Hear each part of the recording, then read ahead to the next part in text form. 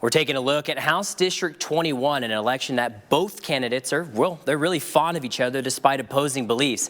Ed Buttrey is the Republican candidate who has spent 4 years in the House. He wants to incentivize ag work from home options to keep kids on the farm, which is one idea that he has from the state level. But he also understands that education is different for each kid and working to individualize teaching. Buttrey calls on his constituents to vote on public mill levies to decide on how much residents pay on taxes.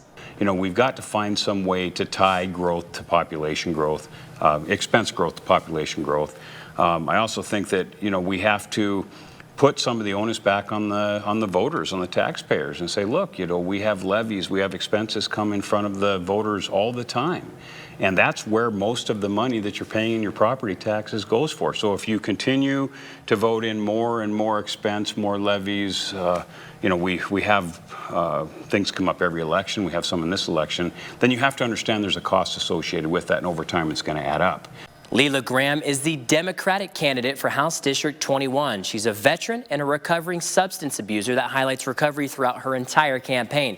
Leila has minimal agriculture background and understands that it's important to the state, but also needs to brush up on her knowledge. And she's seen substance abuse programs as something that constituents are resonating with, and an education that she believes that teaching the arts and getting hands-on experience for students is what will push them to their limits. I think the excitement of learning is something that we don't, it's not like a drive in some schools. I think that's really important to get people like, what are each students interested in? Like, I had a teacher who taught like what was going on in music and like art and like really what's going on the ground day to day in, American history, good, bad, and ugly.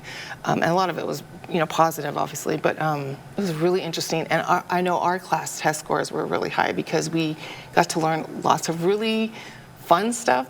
To view the full interviews with House District 21 candidates, you can visit our website. In the studio, Ryan Gamboa, MTN News.